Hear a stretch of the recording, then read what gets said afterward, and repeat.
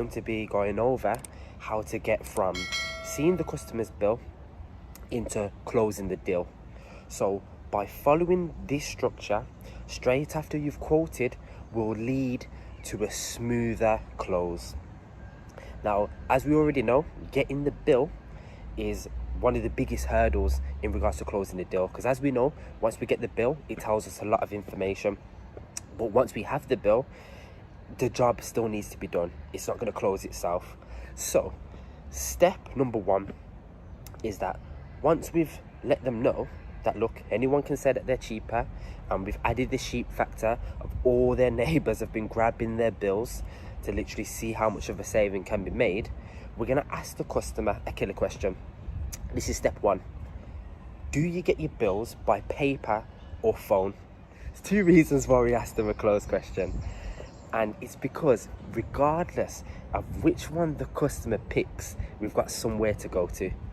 So it's not a yes or no question. That's why I got a bit confused there, but it's still a closed question because it's going to give us a one-worded answer. So bills, paper or phone, regardless of which one we pick, it's going to engage the customer. So if they say they get it by phone, perfect. If you just load it up quickly, we can see how much we can save you. If they say they get it by paper, perfect. If you just grab your bill quickly, we can see how much we can save you. So either way they go, whether it's left or right, bill or phone, we've got a way to continue the conversation, keep the customer's attention and increase our engagement. So that's step number 1 and 2. Step 1 is asking them. Step 2 is telling them what to do. So taking control. Now step number 3, and this is the most important part of any pitch, hands down, 100%. If you nail this, you will close countless amounts of deals. And that is asking the customer, once they are taking either that action to get the bill or get the phone, you literally say to them, do you mind if I stand right there? Get in the house. Reason as to why, very simply, more deals get closed in the house than out the house. It doesn't matter. If you are in the house, you will more than likely close that deal. It's harder to lose it than it is to gain it, honestly, because not only are you going to feel more comfortable, but they're going to feel more comfortable in every aspect. So once you're in the house and you've got the bill, you've pretty much done your job now. Now, there's some things that you need to understand and come to terms with, and that's when you're in the house, get as comfortable as possible. So take off your shoes. First of all, respect their house. And second of all, don't stand in the hallway or the porch. Get in the house.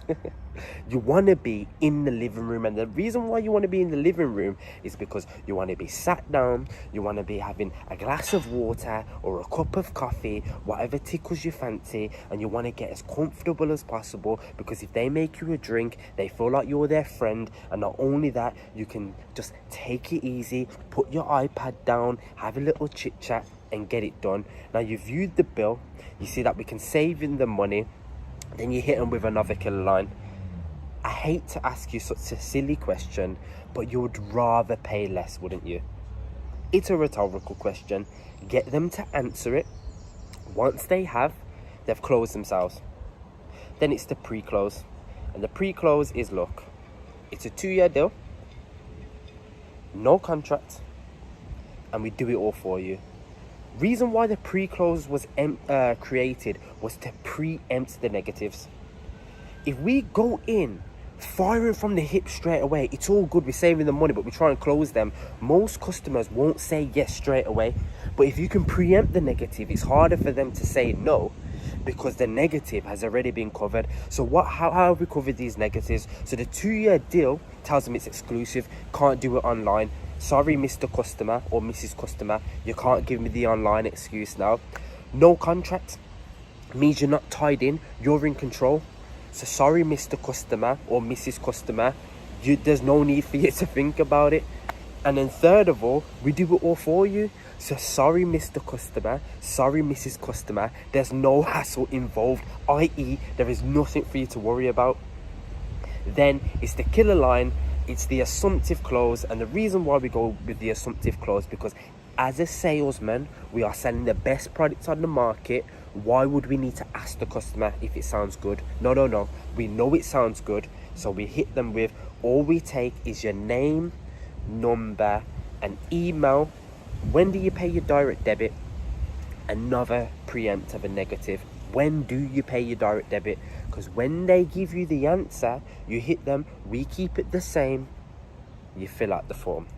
Happy days. Hope that was useful. This is a proven method in the field, time and time again. It's the one that I used, closed countless amounts of people, and the main